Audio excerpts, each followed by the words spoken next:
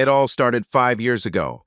I accidentally founded a village that we called Circumstance. It was not part of any municipality. 349 people live there now. I'm lucky. I just unloaded another trailer in Texas with a brand name medical bandage that needed to be sterilized before shipping to retail.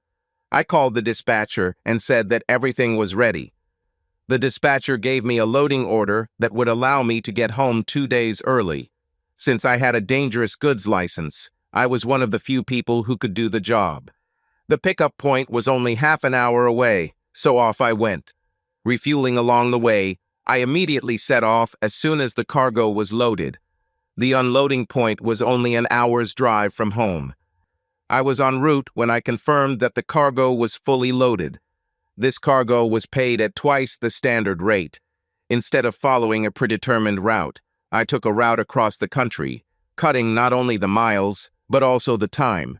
I was now only 2 hours from home, 5 to 6 hours ahead of schedule. When I stopped at the intersection of two rural roads, I saw a handwritten sign, "For sale before county picks up." The arrow pointed to the right, and I followed it. 2 signs along the way led me to a farmer's yard. They were an elderly couple who had retired due to age. I guessed they were already in their 70s. Their lands were leased to farmers in the area, but rising prices caused them to fall behind on taxes. They loved their farm and didn't want to sell it and move to the city, so they had to sell some of the land. I called my father, who took matters into his own hands.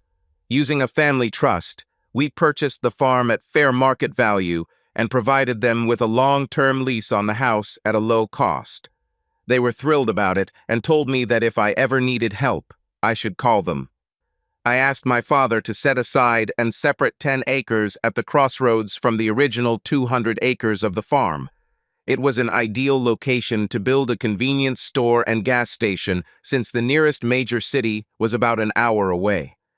As soon as I left, I invited my father to come and look at the place and try to buy the neighboring plots around the intersection as cheaply as possible. He did, and somehow we ended up with 10 acres on each corner of the intersection. While searching for water, my father discovered that there was an underground river running through the farm that could provide water for 50,000 people. He decided to use it to supply water to our new commercial property. As soon as I arrived to unload, the dispatcher urgently gave me another order, which I happily accepted. In the end, I returned home at the usual time. 6 months later, I dropped the load at 5 a.m. on a Wednesday, 12 hours ahead of schedule, and parked the truck and trailer in the company lot, picking up the keys to my old repainted Ford from the dispatcher's office. With the knowledge that I would soon face prosecution for violating state and federal driving time laws. Due to a breakdown, I was on the road for 16 days, so I tried to get home as quickly as possible. This meant that the person who replaced me got an extra 2 days off. The cabin was due to be sent for inspection and would be ready for use in a couple of hours. They wanted to make sure it was repaired properly. The other driver had to be informed to come to work. He was supposed to be on the road by 9 o'clock in the morning. I told my wife I'd be home for dinner. Marcy had already picked up the kids and was eagerly waiting for me. Some time ago, I pulled the engine out of an old Ford because it was out of order, and I was restoring the body and frame in my spare time since the interior was still in good condition. Before my last 2-week voyage, I prepaid a local paint shop to paint every piece of metal, inside and out. When they finished assembling the interior, they had to call Jameson's Auto Repair to come and pick it up. After installing the new engine and checking everything that needed to be done, Jameson left the keys with the dispatcher, knowing that I would pay as soon as I got home. The paint made the old truck look like new. The old red truck was now completely black as midnight. Even the bumpers sparkled with new chrome. The lettering on the backside read Ford in white on white, just like the original. Now I could get collector car plates on it if I wanted. I arrived home 10 hours early and thought it would be a pleasant surprise for my wife. She didn't start work until 9, so I started the truck and drove home. I was looking forward to seeing my wife and our 2 daughters after 16 days on the road.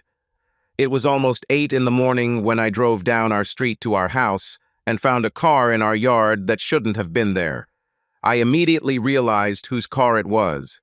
It was the pride and joy of the youngest son of the owner of our transport company. When I was on the road, he would rest since we shared the same cabin. We were complete opposites in many ways. He had a reputation as the black sheep of the family. Most truck drivers knew him as an incredible braggart with a big mouth. I stopped on the side of the road and just watched. I wanted to know why he was at our house and where my wife's car was. My heart broke as I saw my wife Marcy and Jack Redding walk out of the house with our children in front. In his right hand was a driver's bag, which always contained the basic things needed on the road. Apparently, the girls had missed the school bus, so they were going to drop them off. I videotaped them all using my cell phone. I caught Marcy and Jack in a loving embrace behind the children before they put the 2 children in the car. This clearly showed that what was happening had been going on for quite some time. Marcy and Jack didn't seem concerned about being seen together. They looked like an ordinary happy family. They drove past me without noticing who I was. As I realized, my wife no longer recognized my restored truck, and since I was not supposed to be home, she did not look for me. I watched them in the observation mirror as they turned the corner. I moved into our 3-bedroom home and prepared to see what else I could find. I discovered that our 2 children's bedrooms were the same as they had always been. So is our master bedroom. My wife's clothes were in their place, as were mine. Even our bed was made, which was a bit unusual because the kids missed the bus. So far, nothing seemed out of place. If they had spent the night together, where were the remnants that would have provided me with the documentary evidence I now believed I needed? If they weren't involved, there would be no reason for him to be here. I went through everything twice, but my gut still told me to keep looking. There was nothing sticking out from the basement. The dishwasher was full of dirty dishes and needed running. That's when I noticed a bit of light shining under the door to the unfinished 3rd floor. I thought it was funny because it shouldn't happen. We hung old curtains and kept them closed. It became something of an attic where we put things we no longer used. I haven't been there for many years.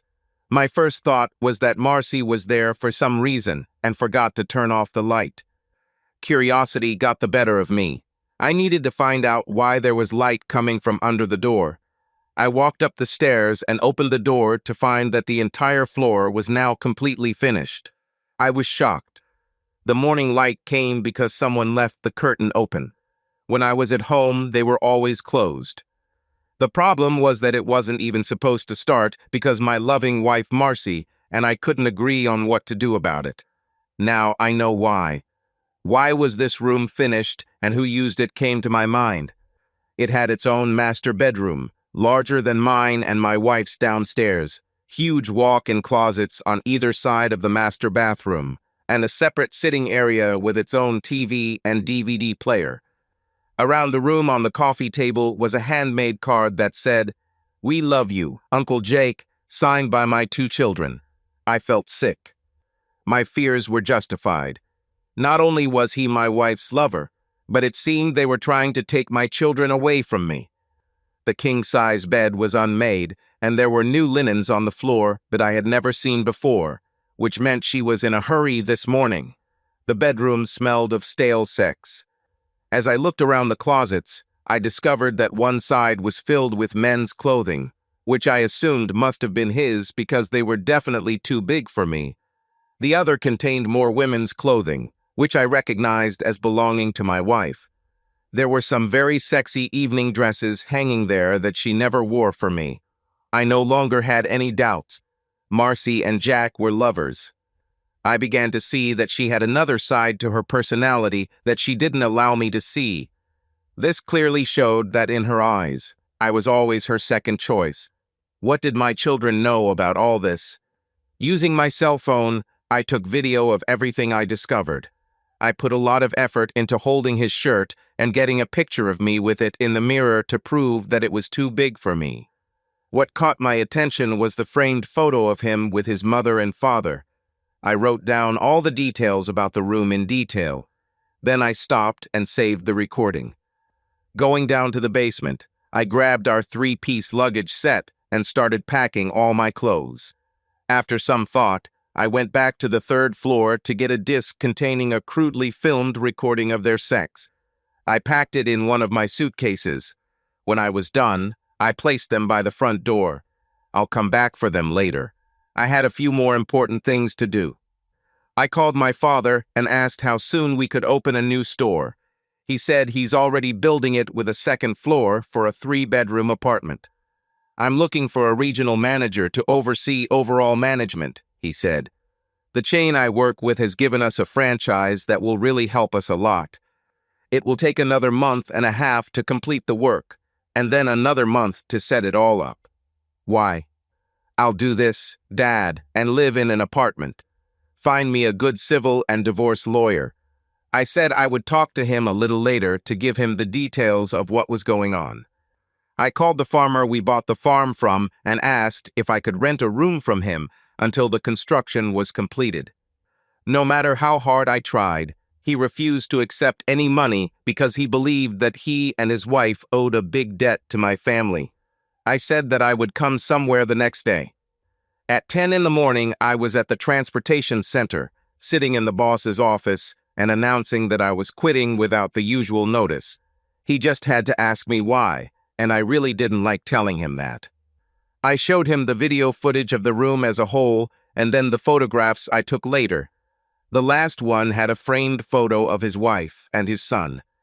"Heath, where did you get this?" asked Jace. I explained that this was the 3rd floor of my house, and it had not yet been completed. His face was as white as freshly fallen snow. Then I showed him a clip of his son, Jack, having sex with my wife. Jace, a Christian, looked at it and said, "Oh my God, this is disgusting." He called the accountant to write my last check and add a 10,000 bonus for what my son did. "Don't tell anyone and come to my office as soon as possible." "His children or yours?" Jace Redding asked seriously. "They both look like Marcy.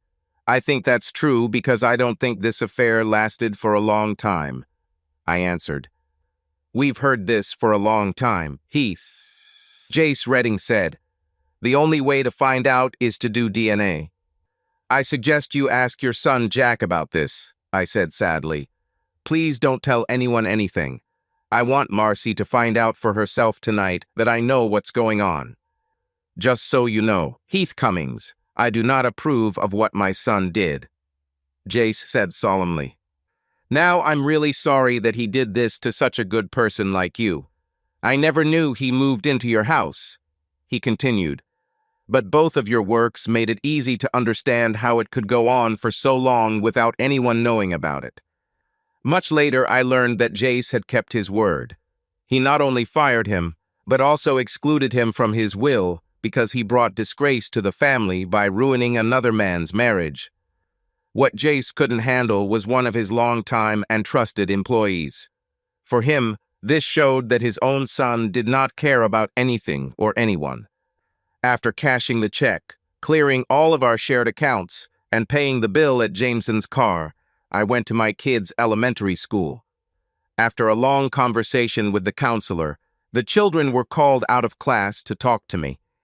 She started to walk away to give us some privacy. I said, "Maybe it will be better if you stay. I don't want to be in a position where I can be accused of trying to manipulate our children." She asked if I was sure about this. I said, "In this case, yes, because my wife Marcy is a state social worker." There was a look of shock in Miss Connor's eyes. I learned that their new Uncle Jake had been renting the top floor for 3 years. At first, he kept his distance, but over time, he seemed to become part of the family. Marcy introduced him as a distant relative who had just moved back to the area. Although they had never caught them together, they had seen Mom regularly coming down from the 3rd floor in the morning, so they assumed they were sleeping together. Mom eventually demanded that we start calling him Uncle, Linda said. I told them straight out that he had nothing to do with any of us. My daughters' faces showed shock. I explained that it seemed Jack had been their mother's longtime lover. As a result, we will get divorced. Since I'm a truck driver, I explained that there was no way I could get primary custody, which meant they would have to stay with my mother until I found a new job. I then went to court to try to get sole custody of them. The school counselor said that what I explained was true. I kissed my daughters goodbye and watched them walk back to class. The school counselor gave me her name and phone number. "Have your lawyer contact me so I can testify if necessary," she said. "I've seen too many cases where married men find themselves in difficult situations during divorce." I went into a flower shop and asked for a bouquet of the most wilted flowers they had. I had to explain that it was a joke gift before they agreed to do it. One of the employees went outside and brought some from the trash. "Will these fit?" she asked. I said they were perfect. She packed them for me. When I got home, I placed them on our master bed along with a card that my daughters signed for Uncle Jake. I loaded the tools I wanted to keep into the back of my truck. After loading the suitcases, I covered them with a tarp to cover what I was carrying and began to pull it tight. The instruments themselves cost a lot of money. The neighbor, a real friend named John Sexsmith, came over and said, "I guess you didn't know about Marcy's second husband like we all thought." "Second husband?" I asked in surprise. "Basically, yes," John said. "It was a kind of sham marriage. I just found out about this today. This has been going on for at least 3 years. We worked for the same company. I left today because I want sole custody of my daughters because I need to prove to the court that I will be there for them every day." I said before continuing. "He wasn't there when I drove the truck, so I had no way of knowing unless we were home at the same time," I explained. "He's my boss's youngest son. His father found out today in the hardest way what was going on when I walked in and quit without warning." We talked some more, and he suggested that I pull out of the driveway and park the truck in his garage. He thought that by watching her tonight, it might give me an idea of how to plan my next steps. You could get up before dawn and leave in the dark. I thought for a few minutes before agreeing. I'm glad I did it. I watched my wife of 13 years of marriage pull into the driveway. I guessed that the car was being serviced. She immediately went to the bedroom to change out of her work clothes. She stopped when she saw that she was lying on our bed. She smiled because she thought it was a surprise from Jack. Through the binoculars, I saw a smile of joy appear on her face. She took the baby's card to Uncle Jake and set it aside. Why did he do this? Now there was concern on her face. Why did Jack put this in Heath's bedroom? I saw doubt appear on her face. Brushing away the remaining pieces of the flower box, she opened it. She was struck by the smell of 24 rotten red roses. I realized that she had not yet understood what I had learned. The confused expression on her face told me she didn't know what Jack was trying to say. I thought she might think Jack was ending their relationship. I watched as my 2 daughters got off the bus and walked towards the front door of the house. Lauren texted me, "We're calling you, but don't answer by voice. We want you to hear what we tell Mom." I explained to our neighbor John what was about to happen. "When I put it on speaker, we have to be quiet," I said, "so we can hear everything." The girls immediately went to their mother's room, who was still trying to understand what I had done. She still didn't understand the message I sent. After greeting their mother as usual, my daughters began to speak. "Dad called us out of class this afternoon because he wanted to talk to us alone," Linda began. I saw how my daughter attracted her mother's attention with just one look. We were called into the guidance counselor's office. We were confused as to why he was there. "You said he would be home around 6. He then asked Miss Connor to stay," Lauren added. "The first thing he asked us was who Uncle Jack was and how long he had been a part of our home," Linda said. I saw the fear on Marcy's face. Now she knew who left the message on the bed. Dad didn't know you finished the third floor while he was on the road. You told us it was a surprise for him, Lauren revealed. Now we understand that this is not so. We kept your secret, and oh my God, how unexpected it was for Dad, Linda added. He told us he didn't know the floor was finished until he saw it today, Lauren said. Mom, you taught us not to lie, but apparently it's okay for you to lie to everyone in the family. Tears began to flow from Marcy. Dad didn't know that Uncle Jack had been renting the third floor from us for over 3 years, Linda said. We had to explain to him that while he was at work, you never slept in the bed that you and Dad slept in when he was home. We knew this because the bed never had to be made before you left for work, Lauren pointed out. Marcy's face turned pale. Her own daughters exposed her for her own behavior.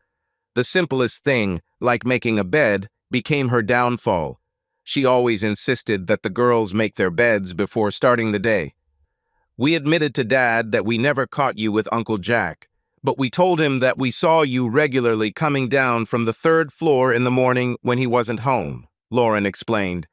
Dad said and you will be getting a divorce because Jack isn't related. He's your mom's long-term lover that she hid from me. Dad said that my wife and your mother used me for a long time to support him in this lifestyle that they themselves created, only to satisfy the needs of your mother and him, and not for the good of us all. That tells me that my life with her was just a lie, Linda added. Connor explained later that Dad had no choice but to quit his job because the court wouldn't give custody to a truck driver. After he said goodbye, we went back to class, Linda continued. Marcy sat on the bed, crying, trying to maintain control. She knew the girls were telling the truth. Heath took the right step in preparing for the fight ahead. Since she was a social worker, he was well aware of what the state would be looking at when making a judgment. We ended up crying, so the school counselor took us out of class for the rest of the day, Linda said. We talked for a long time about everything as she tried to calm us down. We learned that cheating in marriage is adultery, Mom, Lauren said. Miss Connor said it was the biggest insult married people could give each other. It doesn't seem to bother you, otherwise we wouldn't be talking about it, Linda said. Miss Connor wondered why you thought you could live so long with 2 husbands. Marcy was devastated and just sat and cried when her daughters expressed this. Their words were strong and cut her like a knife. Her own behavior forced her daughters to grow up. Right before we got on the bus, Miss Connor asked us if we were emotionally ready to take the bus, and if not, she would be happy to take us home. I said we'd be fine because it would give us time to talk. Linda said, Connor told us that she would testify to what she heard today if asked in court.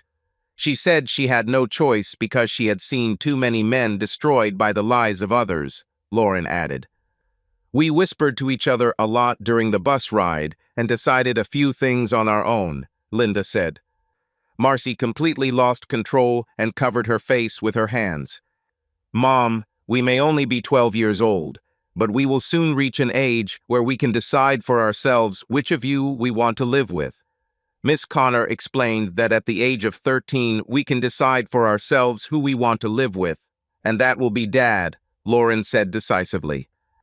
We're going to call Grandma to come and get us. I'm sure she'll let us stay with her and Grandpa until Dad gets things sorted out. That way you and Jack can have the whole house to yourself, Lauren said. Come on, sister, we need to call Grandma and pack some things. Mom, last question. Were you deliberately trying to get us to accept your relationship with Uncle Jake so that we could more easily accept him as your second husband without our father knowing? Linda asked. Because we think that's what happened. Marcy was devastated. She just sat and cried while her daughters went to call their grandmother, who lived across town. The daughters had their father's natural insight. They looked at everything with straightforward logic and drew their own conclusions. I wrote Marcy a message. What you found on the bed, I did. Let your part-time husband know that I will sue him for joint maintenance of you and 2 children. I watched through binoculars as she realized that when I brought her relationships, lies, and secrecy to court. She would lose all rights to her daughters. Marcy realized she had failed. There was no happy ending to this. If Heath sues and exposes Jack, it will ruin them both. John and I timed it. Less than 15 minutes passed before my relatives appeared. John opened the front door, just to see if voices could be heard. They did so because the voices were so loud that you would think they were shouting. My mother-in-law gave Marcy a good beating as she walked her granddaughters out the front door. But it was my father-in-law who put everything in order, in a way that left no doubt about how he felt about the whole situation with his daughter. I think you'll cut Heath out of your life as soon as things work out between you and Jack. You'll be looking for another truck driver to replace Heath. My father-in-law said in pure anger, "You have made it clear by your behavior that one man will never be enough to satisfy your sexual needs." John and I could see that Marcy was devastated by her father's words. She cried so much that she could not speak. "We will contact Children's Services in the morning to find out how to handle this situation," Marcy's mother said. In the end, it was our granddaughters who contacted us and told us why they wanted to leave this house. I'm very proud of them. Someone clearly raised them correctly, and unfortunately, we can't say it was you. John closed the door, walked into the kitchen, and grabbed a couple of cold beers. I followed him. "Your daughters got the situation right. Heath, you should be proud." John said, "To be honest, when the construction crew was working, Marcy told us you needed money and you were going to rent out the 3rd floor. They paid for the house and land. I just took my time because we didn't need it." I explained. "I rebuilt the house from the ground floor." "So she lied to us from day one. She and Jack planned it all. So where did the money come from?" asked John. "Because we haven't made a penny of revenue since day one on this so-called rental unit." I said, "I'm guessing the money came from Jack's trust fund and he paid it back." I pulled out my cell phone, clicked on Marcy's name in my contacts list, and hit "Since." "John, let me know if you spot Marcy. I want to send a message, and I need to tell her what her response is." A couple of minutes later, he said he found her, and she returned to her bedroom and seemed to have calmed down. I said I sent it. It was short. It said, "Hey, slutty, to anyone calling, Jace Redding, and I want to know, since your relationship with his son lasted a long time, whether Linda and Lauren are mine or his. Jace is going to file a lawsuit to try to find out." "Oh my God, she lost consciousness. She threw the phone at the wall," said John. "Right now, she's face down on the bed, crying hysterically." John returned to the kitchen and smiled. "What did you write to her?" "I just said that Jace Redding, and I wanted to know if Linda and Lauren were Jack's or mine," I replied. "Jace told me that rumors had been circulating for years that his son was dating a married woman and her husband didn't know anything. As a result, I asked a question that needed to be answered by all concerned." John's face turned pale. He knew Redding's reputation. Jace will go all the way to the Supreme Court to find out the truth. I waited half an hour and asked John to watch Marcy again. She was sitting on the sofa in the living room. I sent her a 5-minute clip that I recorded from the TV, which ended up showing the face of the man she cheated on me with. It was good old Uncle Jack. With a question, "Who filmed this?" I waited a minute and then sent a text. "I took the disc. When I look, maybe I'll find out." John said, "Marcy lost her temper again. I don't want to know what you said or did." I left at 5 in the morning, setting off after yesterday, sending everyone we knew, friend or foe, what I showed Jace Redding when he asked why I had to quit. The second video was also originally filmed on the same floor as the bedroom, with the help of someone else. Neighbors openly said that Jack Redding was Marcy's second husband. Marcy told the neighbors that I agreed to this. This is not true. I found out about this yesterday and am planning to file for divorce and sue Jack Redding for many reasons. For most, this will not be a good start to their day. I stopped at a friendly gas station on the outskirts of town and ordered myself a trucker's breakfast. I parked my truck so I could see it from my box window while I ate. I'm sorry, Heath. No one deserves what happened to you, said Maureen, Marcy's little sister. Can I join? I nodded my head in agreement, and she sat down opposite me. I drank the hot coffee slowly. Mom and Dad told me about it last night. The girls told them everything as soon as they got them home. So it took us all by surprise, Maureen explained. Please, if you change your phone number, let us know so we won't give it to Marcy. The phone number will remain the same, Maureen, I said. I was planning on leaving in 2 months anyway because my girls are growing up and I wanted to be home in the evenings as they begin their active teenage years. What was my sister thinking? Said Maureen. There is no way in hell you would ever agree to Marcy having a second husband. I guess we'll never know, I replied. Perhaps it started as an innocent friendship, but gradually went too far. Either way, as far as I know, she liked it. Apparently, it lasted much longer than the 3 years we learned about. What do you mean? Maureen asked. Jace Redding, when I explained why I was leaving, told me that there had been rumors that his youngest son had been seeing a married woman for years, I explained. He asked if Linda and Lauren were Jack's daughters. Damn, who else knows? She asked. I opened Marcy's text messages and let her read what I sent her last night. Then I showed her what I sent this morning. When she finished reading, she had to wipe away her tears. What she knew just got worse. According to the video, there was another person involved in their relationship. By the end of the day, everyone will know, I said. Jace will make this public in his search for the truth. It may turn out that both girls are mine or both are Jack's, or maybe neither of us is their biological father. Now I wonder if the person who took the video was a man or a woman. Maureen must have seen the tears in my eyes because she stood up and walked over to me just to hold my hand. We were silent until the waitress took our order. Finally, I had to let go of her hand so I could eat. Heath and Marcy married at 19. She was the youngest of the bridesmaids, but even at that age, she was in love with him. She always thought that he was so handsome then and remained just as handsome. He worked as a truck driver so that Marcy could continue her studies at the university. When she graduated and got a job in the civil service, she was offered 3 or 4 jobs, but she chose the one in her hometown. Now she knew why it was so important to be close to her first love, Jack, whom her parents had never approved of. Maureen looked at Heath and felt that he could not handle this now. When Heath was home, she spent as much time with them as she could. Heath was an honest man who always treated her as an equal. When she had difficulties, she turned to him. He taught her to look at situations from all sides, making her big problems seem like small things. It wasn't difficult for her to fall in love with him. It was so real to her that every man who tried to court her after that had to live up to the standards he set. Her parents wanted her to get married, but Maureen couldn't tell them that she loved someone else and always had. He was a faithful man who never looked at other women. She just needed to find a way to keep Heath in her life now. When the time comes, she will make her move and prove to him forever that he married the wrong sister.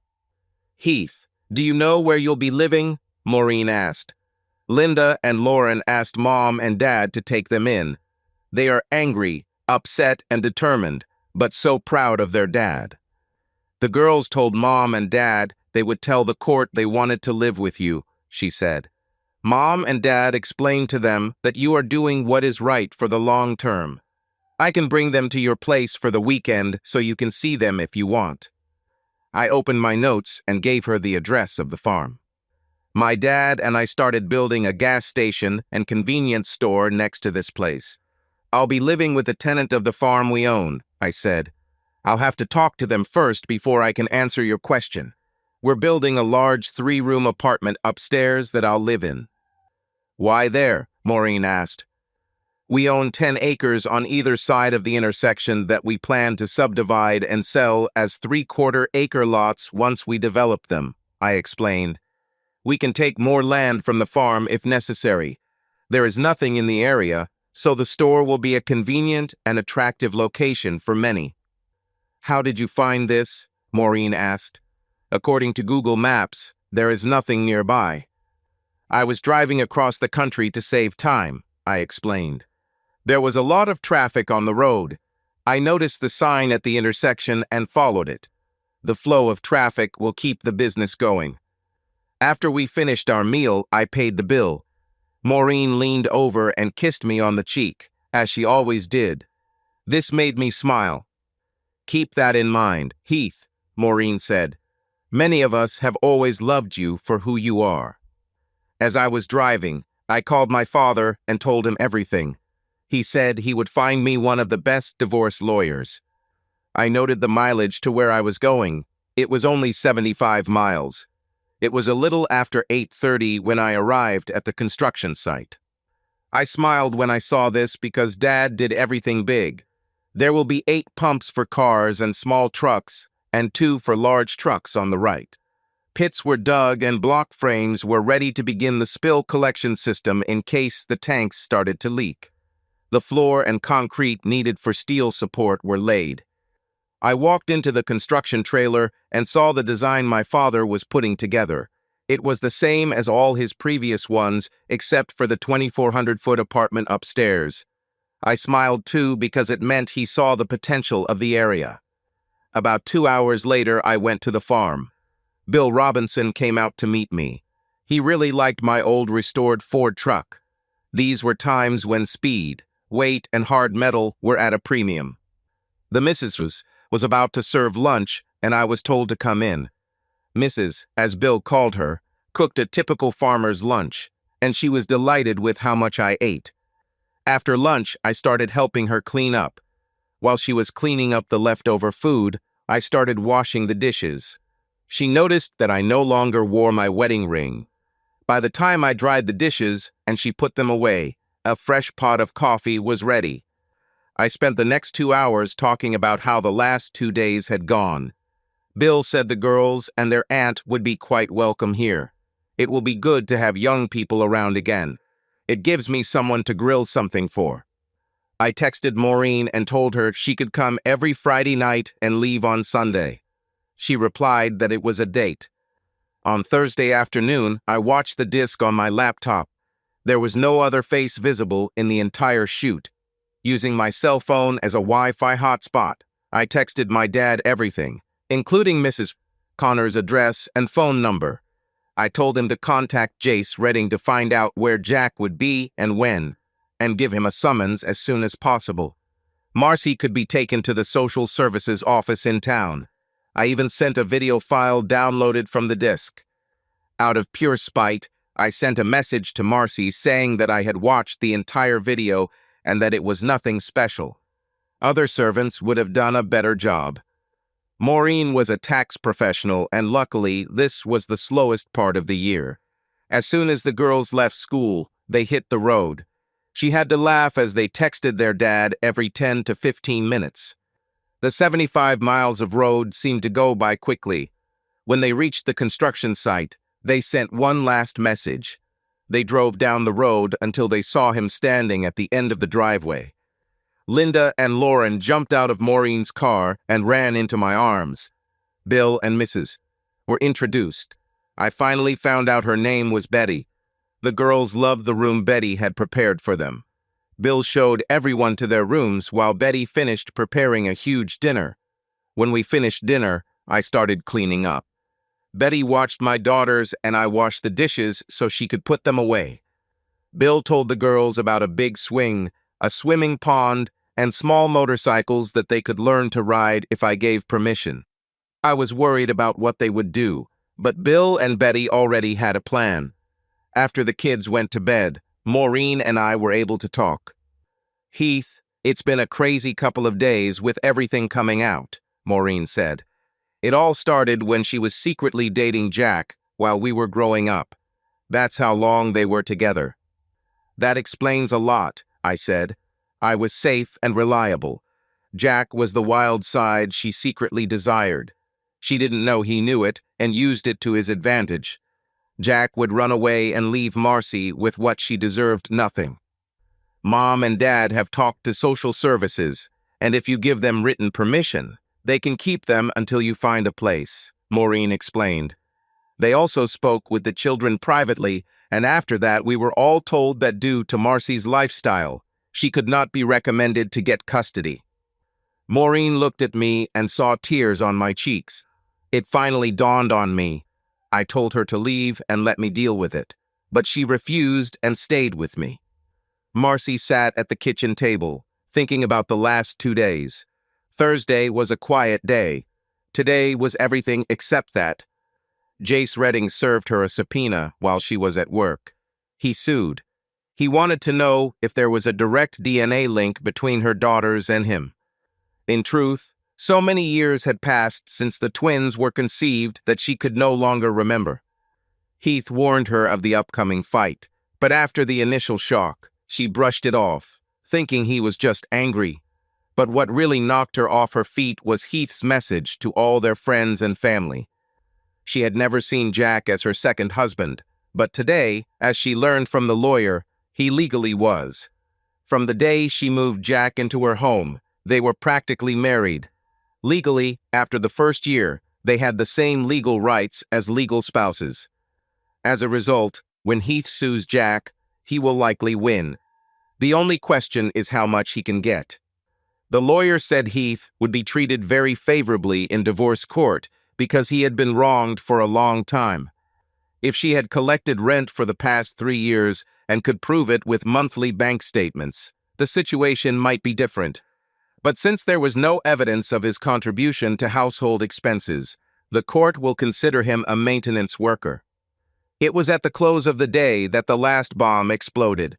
Her boss called her into the office and sorted everything out. On Thursday evening, she went after work to the home of Mr. and Mrs.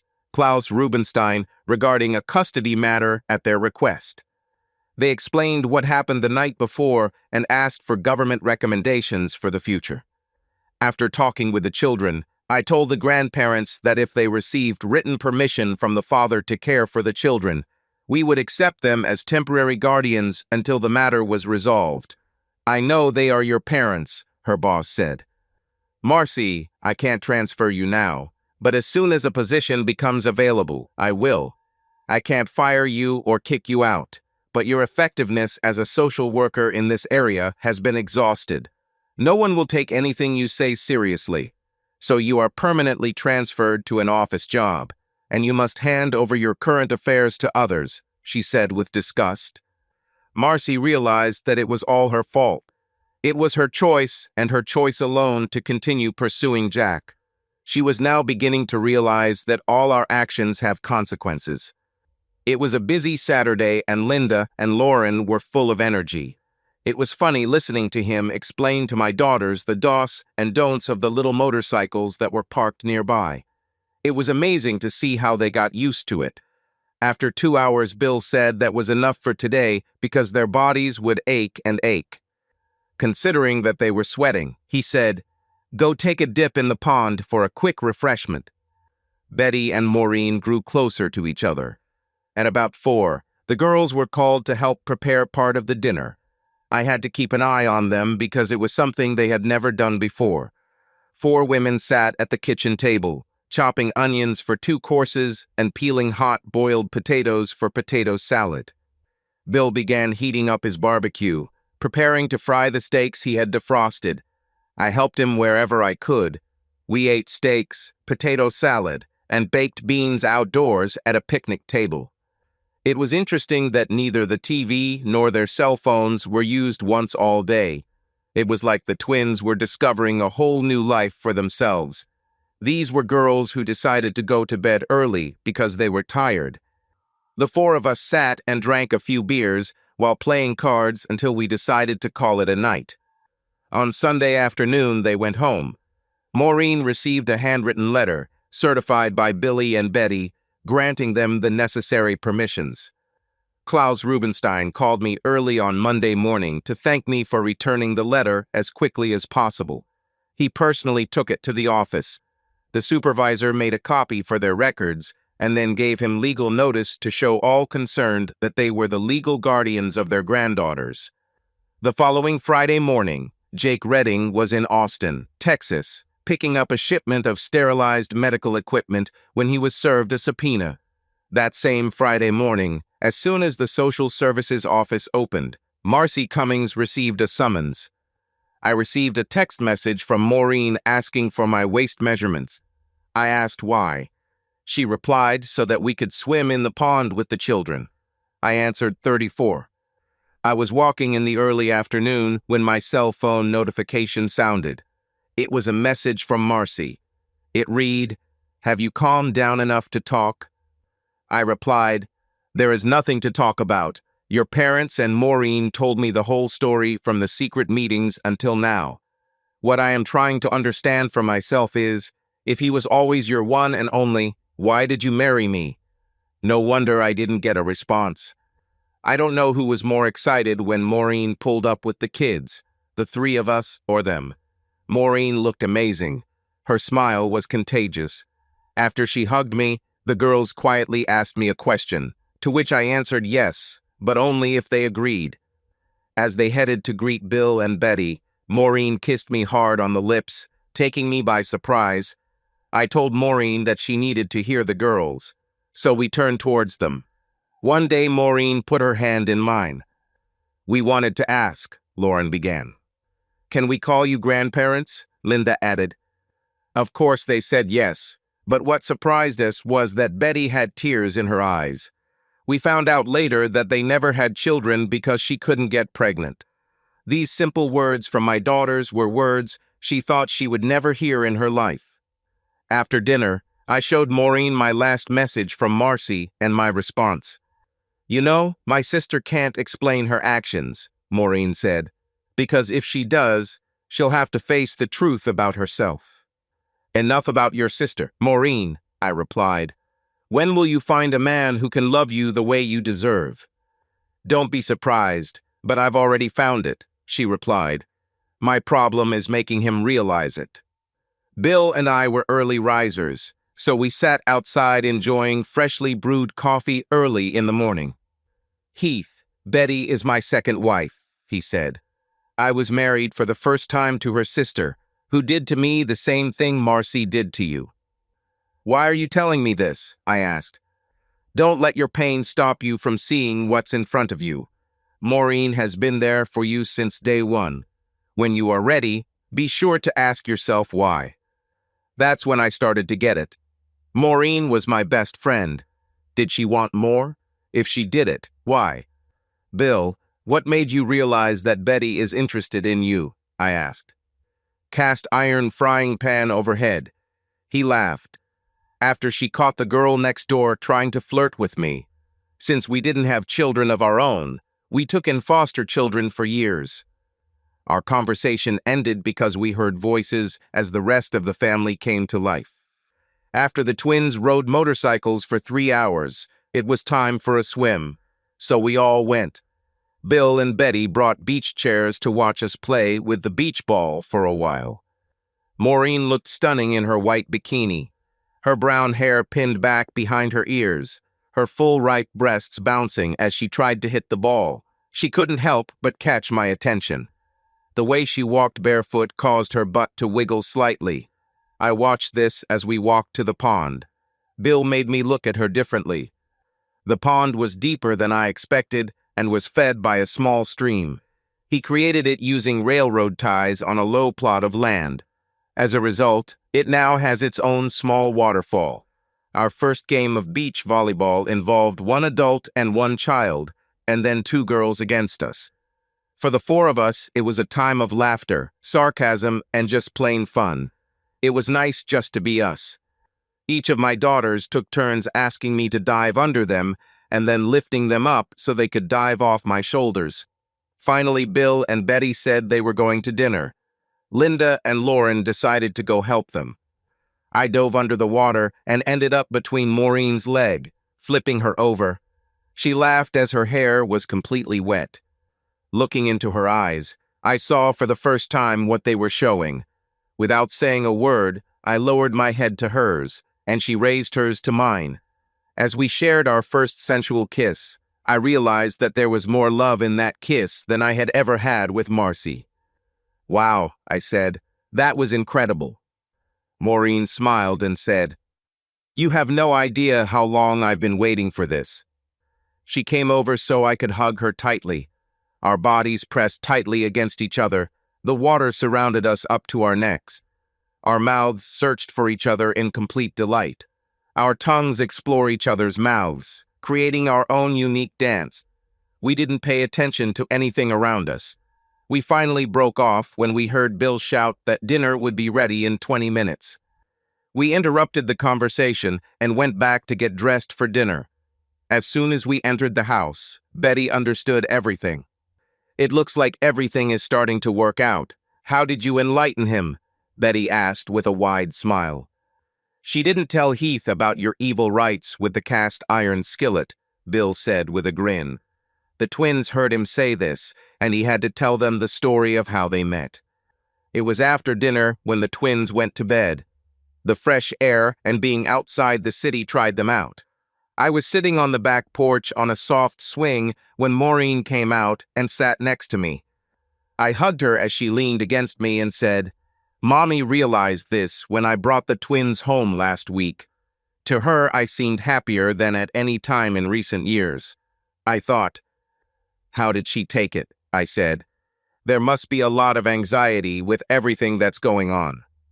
She asked if it had gotten to the point where something was going on. Maureen said. I honestly told her no. Then she asked, "How long have you been in love with him?" I said since the summer, before they got married. "Wow, that's long, and I need to notice all of this," I said. "I expected a big lecture from her," said Maureen. "Everything she said, if it works, I will make your father accept it." She then explained that our father was the outlier of her older sisters. She thanks her for that every day. On Sunday afternoon, I was kissing Maureen goodbye when Lauren told Linda, who looked shocked. Aunt Maureen was in love with Dad for many years. It took what Mom did to Dad to understand this. If Maureen has her way, they will get married as soon as he gets divorced. When they left, I asked, "How did my daughter know?" "Hit," Bill said. "Let's go for a walk. I have an idea that I want to propose to you." We walked from the front of the property to the road across a bridge that crossed a small stream on the other side of the property. There was a beautiful piece of land that was originally part of the house grounds. "This would be the perfect place for a house, don't you think?" Bill said. "That way, Lauren and Linda could come when they wanted to ride their bikes or when they were shopping for horses." "Whose idea was this?" I asked. "Betty and Maureen early this morning." He laughed. "They're going to give you that idea next week." Klaus called me on Monday morning. Jace Redding received a court order to take blood from Lauren and Linda. I explained to him what I knew. He was shocked to learn that there was a question about paternity. Until that moment, he believed that Marcy had simply been with him for the past 3 years. He was so upset by the revelation that he went into social services and told his daughter in front of everyone that he thought she was dead to him. I spoke with my mother-in-law, who informed me that Mrs. Connor had provided a notarized statement for my attorney. "Jack is due back in town on Wednesday. Don't you think you should be around to see what's going on? You could stay here." I told her I'd think about it. I called John Sexsmith and asked if I could stay at his house on Tuesday night. He said sure, because he had some news for me. Bill offered to take his car so that no one would find out. I agreed, but only if he took the truck and took his wife out into town for the day. Dusk had already fallen when I crept up to the city. I called John to make sure he was home before pulling into his driveway. It turned out that Marcy had another man visiting her at home, and he was there at that exact moment. When I looked through John's binoculars, I immediately recognized the face. This was Jack's older married brother. Jace Redding was surprised to hear from me. I told him he needed to see me and gave him the address where I was staying. When he arrived, I gave him the key to my house, told him he needed to see it with his own eyes to believe what I had discovered. I told him that I had discovered who was filming Jack and Marcy. They were together in a bedroom on the third floor. John and I watched as he walked up to my front door. Using the key, he entered. "What do you think he'll do when he finds out who it is?" asked John. "Jace Redding is a proud man. It all depends on what his pride pushes him to do," I answered. "I just hope it doesn't cause him to cross the line." We were sitting in the kitchen when we heard the sound of a gunshot. We feared the worst. John called 911. When the police, firefighters, and ambulance arrived, we went outside and watched. John and I couldn't stop laughing. We found it funny to see Marcy half-naked and Jason Jack in handcuffs. We were worried when we saw Jace Redding come out, being carried on a stretcher. John took out the police scanner and set it up. We learned that Jace broke into the third-floor bedroom and Jason shot him, thinking it was a home robbery. Jace was taken away with a shoulder injury. We walked outside to be noticed when Marcy, now dressed, saw me from across the street and her face went white. Things got worse for her. John told me, "I can't believe it. She was involved with both brothers." I said, "I knew there was a third person, but I didn't know who. I feel sorry for Jace. He doesn't deserve this. Nobody deserves this." At 6 in the morning on Wednesday, I arrived at Marcy's parents'. Klaus Rubenstein was already up and getting ready for the day. He opened the door before I got out of the car. Over coffee, before anyone else got up, I told him what happened the night before. Rose, his wife, was surprised to see me, but immediately hugged me tightly. It didn't take long before my daughters came down, already dressed. Both were excited to see me. Of course, I took them to school before returning to my mother-in-law's house. Klaus left for work. Rose and I talked for a long time about her daughters. We both came to the conclusion that Marcy never loved me. I went to visit Jace Redding, who was relaxing with his wife nearby. When she introduced me, she stood up and began to gasp as I took her in my arms. Jace heard me tell her not to feel guilty about their kids being stupid. Jace smiled and said, "Heath always took things in his stride. One thing's for sure, I've never seen him lose his cool." "I've been close to this a few times," I said. "I thought if I ever lost control, I would kill someone." Jace laughed. "Jason is in jail. Jack is facing bankruptcy because he lost his trust. We don't know what Jason's wife will do. It's a real mess. What about you? Do you want to come back as a manager?" I refused because, as I tried to explain, I had developed a new attitude towards life. I went to the transportation center and watched Jack check in and out for the last time. Jace told me he should arrive in about an hour. Watching him drive away in a rage was quite a spectacle. Knowing his hot temper, I called John Sexsmith asking him to keep an eye on my house, as I expected trouble. Maureen had just finished work when the receptionist entered her office. "A handsome gentleman has come for you with a dozen red roses," she said. "He wants to know if you would like to have dinner." Maureen followed her, wondering who it could be. If I had any doubts about how Maureen was feeling, they disappeared when she saw me. The tears that accumulated in her eyes expressed everything.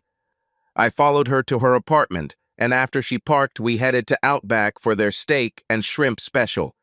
We enjoyed their onion flowers while we had a couple of cocktails. As soon as we finished eating, John called. Jack arrived home before Marcy and was waiting for her.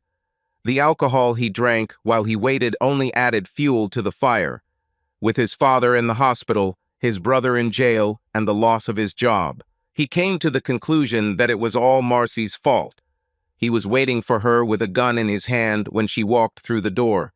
A neighbor who heard the shots called the police. Marcy was in poor condition and was rushed to the emergency room. John said it didn't look good. I told Maureen, who called her parents. We met them at the hospital. 6 hours later, we learned that she died on the operating table. Too much internal bleeding. I called Bill and his wife to let them know what was going on and that I would be driving back on Friday to return his car and pick up my truck. It was difficult to tell the twins about their mother's death. Klaus and I decided on a closed casket when we chose it. It was hard to think that because of one person's behavior, the lives of 11 people were changed forever. No one ever thinks about the consequences of our actions. We were walking back from the burial site when Klaus pulled me aside. "Heath, there is no connection between Jace Redding and the kids," Klaus said quietly. "More importantly, how long has Maureen been in love with you?" "According to your wife, from the summer before Marcy and I got married," I answered. "Did she also tell you that her sister left me over 35 years ago?" Klaus said. "I'm grateful for that every day. If things work out for you and Maureen, you have my support." At that moment, I began to rebuild my life.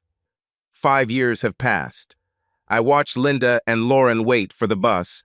Maureen, my wife, is busy with our 2 preschoolers, both boys. Bill and Betty became meticulous grandparents. The gas station and convenience store became the center of the village. We now have our own mail. In warm weather, I walk from the house we built near the pond to work. Jace Redding and his wife stop by often. His eldest son's ex-wife lives here with her children. Jack received 10 to 25 years for manslaughter. Jason was given a suspended sentence.